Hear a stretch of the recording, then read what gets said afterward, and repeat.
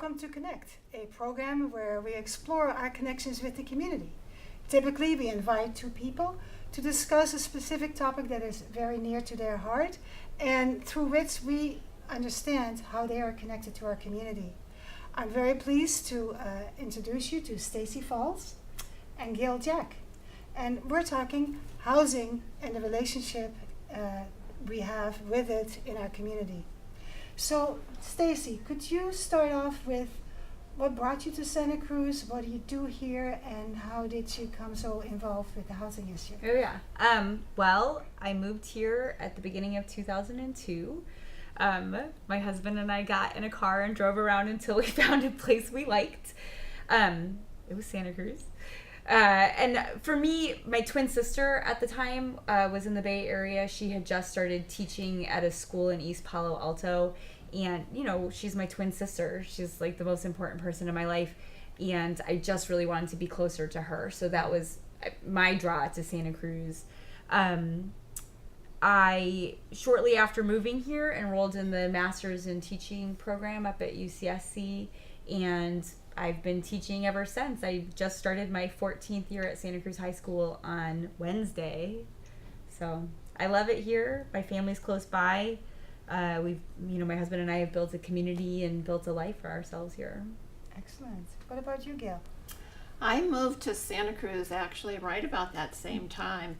I'd been living in Felton for 4 years, and I was at that point working and commuting to Watsonville.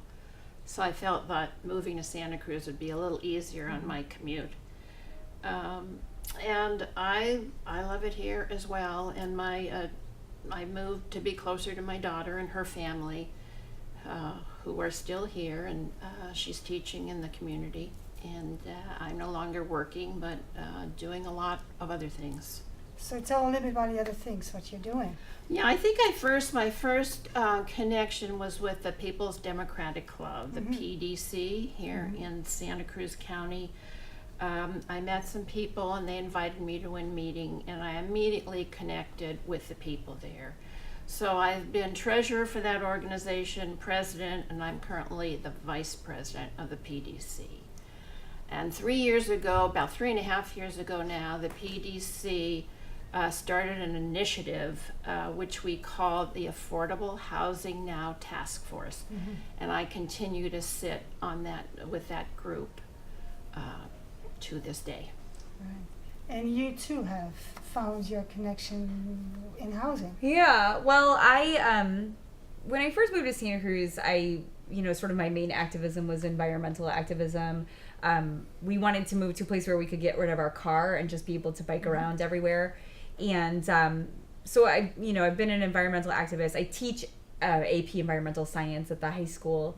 And I started getting interested in homeless issues. I worked with people experiencing homelessness. I was on the board of Santa Cruz Sanctuary Camp for a few years and was around when the Warming Center program was getting started. And then the housing crunch has become more and more serious to the point where, I see people who are experiencing homelessness, and then I even see middle class people who are struggling with maintaining their housing. And like even kind of thinking about bicycling and commuting, I start seeing people who are being forced further and further to the edges of our community because they can't afford to live in the city where they work. And so now they're driving in from longer distances. Everybody complains about traffic. And I just think so many of these issues, homelessness, transportation, affordable housing, I think it's all really connected. And it's about like the kinds of communities we want to build and the kinds of connections we want to have with each other and who we want to support and how we're going to support them. Right. So I've been working since October to get rent control and renter protections for the city of Santa Cruz. I'm on the steering committee for the Yes on Measure M campaign, and that's where I'm putting a lot of my energy right now. So let's dig in there a little bit deeper. What is your experience working, in the areas that you're doing? The present housing situation, how does that impact our community at this point? What basically stories can you tell and help us understand, because you know more than we do, because you're so involved in it. What is that impact that the housing situation has on our community? Well, I think that's what ignited me, because I felt it with personal family issues, not myself. I was fortunate to have housing in the city. But my daughter and her family were living in a small one-bedroom unit, which they actually could afford because of Measure O in the county at that time. They bought this small condo at about 50% of market value, and that's how they were able to find housing. But when their family expanded, they really felt like they needed something bigger, and they really struggled, and it was possible they were going to have to leave the county. Unfortunately, they didn't have to. They found something. And I've heard stories, friends whose children can't afford to live here, grown children who can't afford to live with their families here, so they've left the county, moved as far away as Grass Valley, Nevada City area, where it's more affordable. Yeah. So that's what we hear, and you hear stories about people leaving all the time. There's a family in the Beach Flats area, apparently, who were getting a very high increase in their rent about 6 months ago. And when the tenants complained to the landlord or wanted to work something out, they were threatened that he or she, I don't know which, would expose their immigration status. And so I don't know what has happened to that family, if they have had to leave that housing or not. But these are some of this, very just the tip of the iceberg, I think, of stories we hear. Mm-hmm. Yeah, I feel like I've had similar experiences. I feel really fortunate. I have a fabulous house. I've lived there for 10 years. About 4 years ago, I got a pretty substantial rent increase. And at the time, I sort of thought, well, she hasn't raised my rent in 6 years. It's probably just catching up on lost years or whatever. And then the next year, I got another rent increase. And at that point, my neighbor said, "Hey, Stacey, I'm moving. I've been your neighbor for 8 years, but I have to leave. My rent got doubled over the course of 2 years, and it went from $1,600 for a 2-bedroom up to $3,200 over the course of 2 years." And I thought, that's crazy, And I remember thinking, oh my gosh, is my neighborhood really going for $1,600 per bedroom? Yikes! Gee, if my rent goes up to be commensurate with my neighbors, I won't be able to stay in this house. That'll be more than 75% of my take-home pay. And at that point, I started to freak out a little bit. And then I just feel like, everybody I know has started getting rent increases. Friends whose landlords have sold the house. In one case, like one of my best friends, her house wasn't even on the market. And some Google guy came in and said, "I like that house the best." And his realtor said, "Well, it's not for sale." And he said, "Well, I can probably make an offer that will entice them to sell anyway." And so my girlfriend is out of a house and has been since October.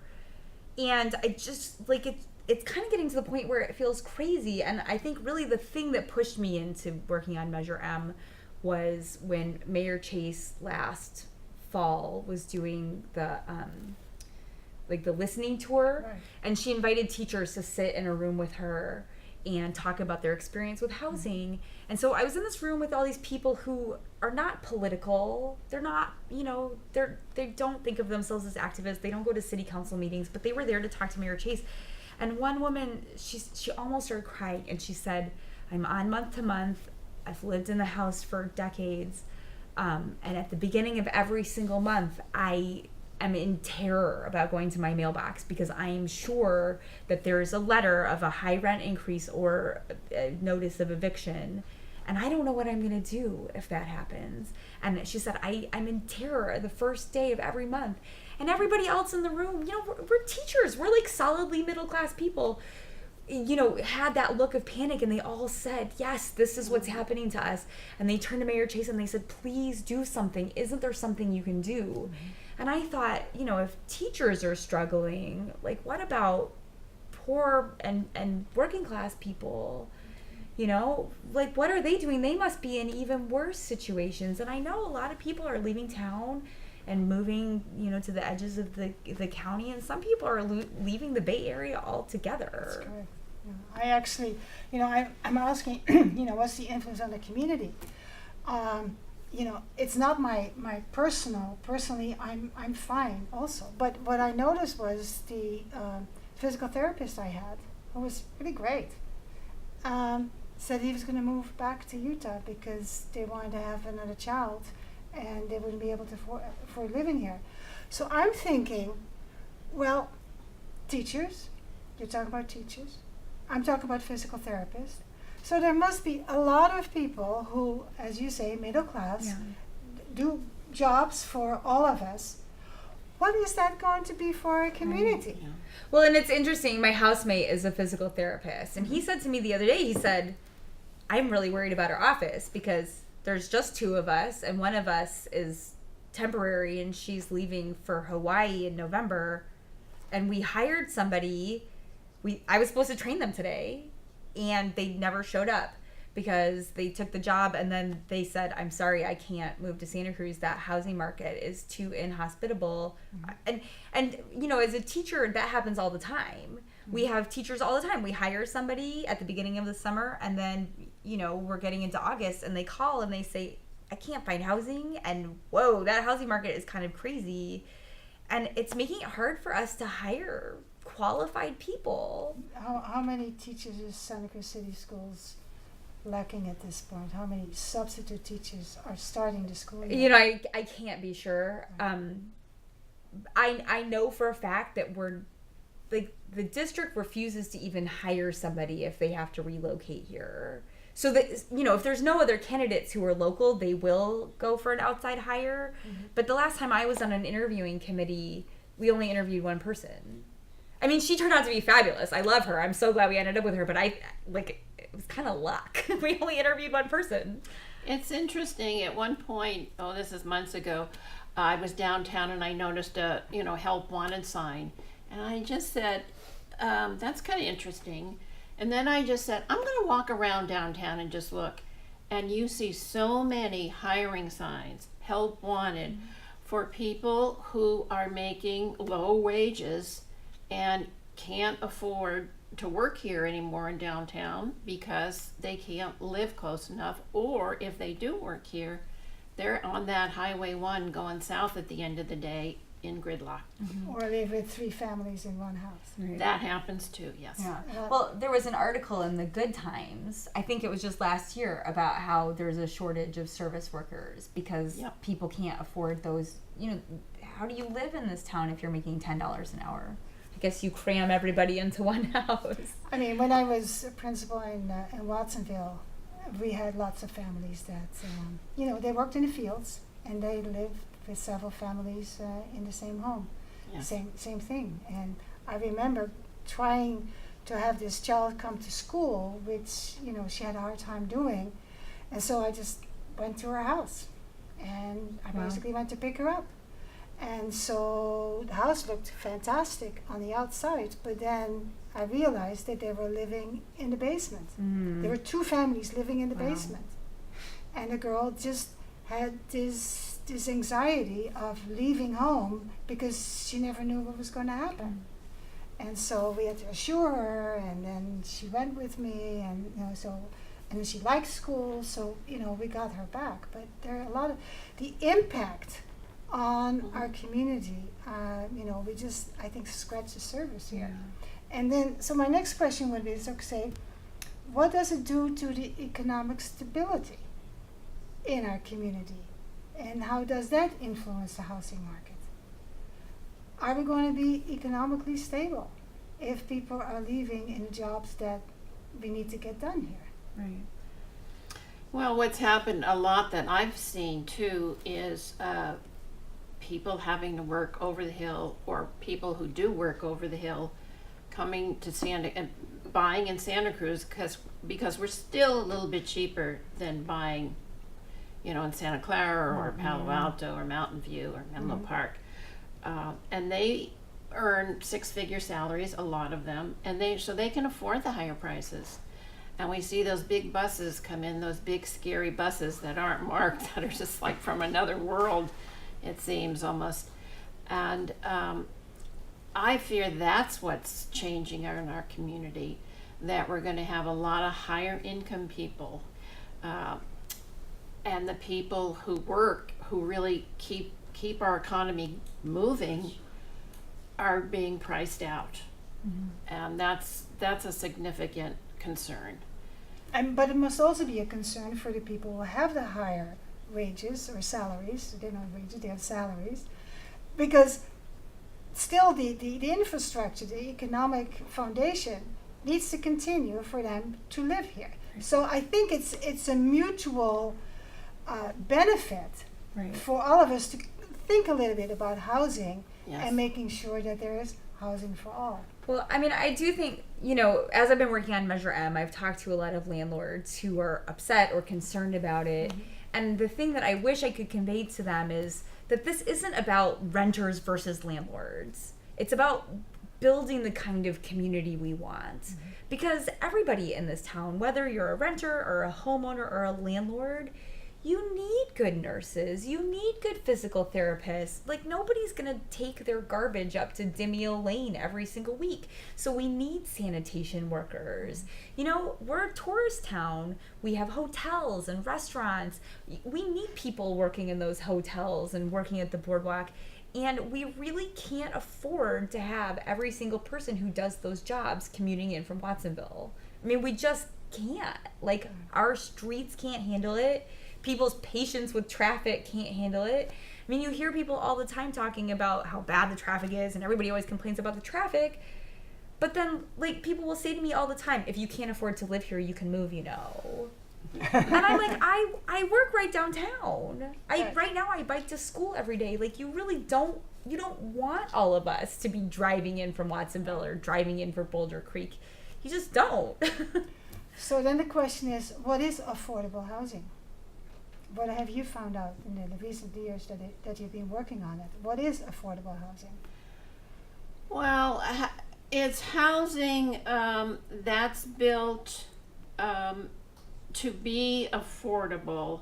We have in this city an inclusionary requirement for new developments, but there are some projects that have been built that are 100% affordable. There's one on Water Street. You can see the framing has started to go up. And those projects have a lot of difficulty financing the building, because they're going to be units that are either have low rents, or if they're ownership units, lower prices for people to buy. So they have to piece together funding. The city has contributed some money, and federal funds have committed some money, and it's taken, I think, I first started working on that, hearing about that project and supporting it about 3 years ago, actually, and now they're just into framing. And it's the land also. If you look around the city, we don't have a lot of land, but there are some options. The whole library renovation downtown, the city council has proposed a 5-story parking garage above a library, and our group, Affordable Housing, now is advocating we need some affordable housing in the mix there. The Cavalry Church has a parking lot that may become a site for housing, and we advocate any kind of development, any kind of housing. Even if they don't plan on housing, we're there pushing for affordable housing, as many units as we can get. And so there's moderate levels of affordable housing, there's low income, and then there's very low income, as well as Section 8 housing. So there are several levels, and we advocate mostly for the low and the very low. Right. So you mentioned an inclusionary... ordinance. Developer can either include, I believe it's still 15% right now, of the units have to be affordable. And usually the city says it's 120% of the area median income or lower. And that number right now is about a one person earning $73,000 a year, which to me is That's not what is teaches not us. Well, not low enough. so I'll say that I have thought about buying a house, which is like actually just a crazy idea. But at some point I was like, oh, maybe I would qualify for the Measure J or the Measure O units. And for a family of two, you have to make $83,000 or less. And so I make $83,000, and then my husband was like, I could stop working. So for the two of us, we actually make too much money. But like the idea that I make too much money seems crazy to me, because there's no, I mean, I was talking to somebody the other day, and I was like, oh, it's just 500,000. I wonder if I could. And then I was like, oh my gosh, did I just say it's only $500,000? Oh, it's only $500,000. I mean, I make too much money to qualify for any of the inclusionary units, and I make way too little to actually even buy a condo. So there's still a gap. Yeah, so for people like me who are solidly like Yes. lower middle. Yes. And, in some cases with these developments, they're not even building the units. They're paying an in lieu fee instead. Yeah, that's an option that they still allow developers. They pay an in lieu fee, and there's some kind of formula where they figure out what that is. And that's money. They can pay this a bundle of money instead of building affordable units. And that money goes into a fund. But that money is never enough to build a whole project for affordable housing or build affordable units. It's never enough. So we try to advocate to get rid of the in lieu fees and just require the percentage of affordable housing for every single project. Now, I understand the county is putting something on the ballot. Yeah, it's going to be a mind-blowing ballot. We were all going to have to get our thinking caps on, because the state is putting on a bond for funding for affordable housing. The county one is a $140 million bond, and they expect it will generate about, let me see my notes here, $8.6 million annually. And this money will come from property tax on homeowners. $8.6 million a year, you think, well, that's a lot of money, but when you're talking about building housing, it's nothing. 75% of that money will go to build rental units and ADUs for low and moderate income families. 15% of it will go to homeless facilities and to fund a year-round homeless shelter, another good thing actually. And 10% of that money would be available for down payment assistance for first-time home buyers. So although it's not much money, it's something, but will affect homeowners between $12 and about $17 per 100,000 of your home's assessed value. You'll be taxed. And for the measure to pass, it needs 2/3 of the vote. And then, of course, we still have this huge group of renters. And we just have a few minutes left. So what's up with renters, and how can they get, as you say, some justice? Yeah. Well, I don't think anybody who's working on the Yes on Measure M campaign thinks that rent control is the ultimate solution. Really all Measure M will do is cap rents so that landlords can't just increase the rent willy-nilly. There's some set price that's in line with inflation so that renters have some stability.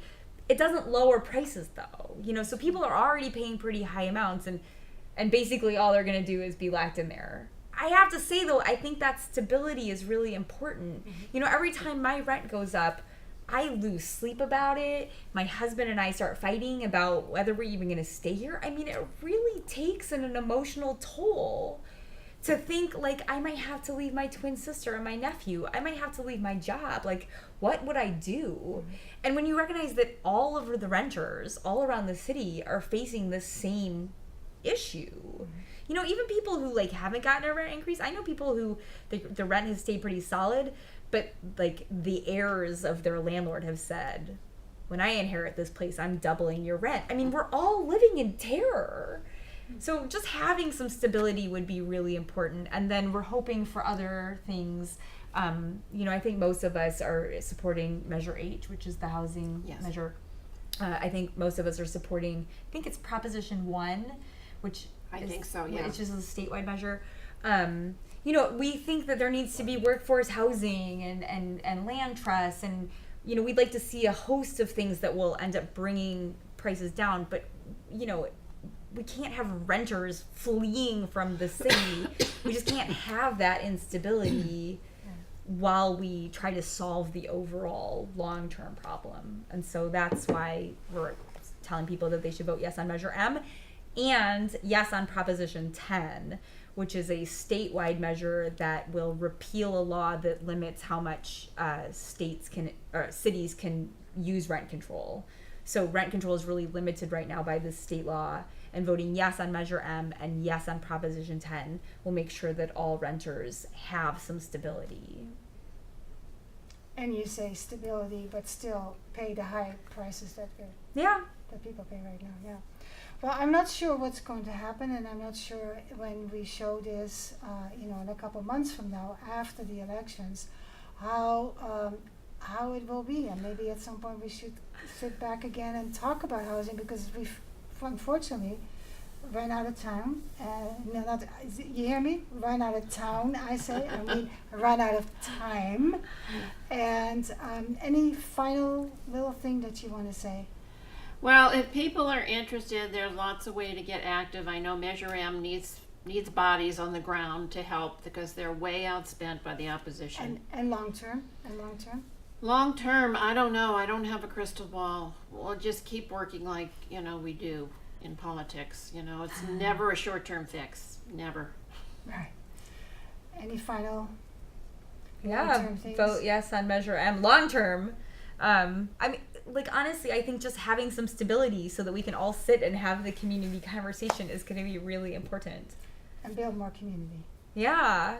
We're important parts of this community. We'd like to stay. Well, thank you, Gail, Jack, and thank you, Stacey Falls, for, I learned something new, and thank you for bringing the data about that. I saw it on community television on Channel 25, and I thought it was very important. I actually stayed home for it and watched it on TV. So things are looking up for some people, and if we can get some of these things, the bonds and these measures, and in the future maybe some more, maybe we'll get some more stability in our housing market, and we can actually continue to build connections and community. I want to say thank you to everyone for watching, and watch us on Tuesdays and Thursdays. Mathilde Rent here. Thank you.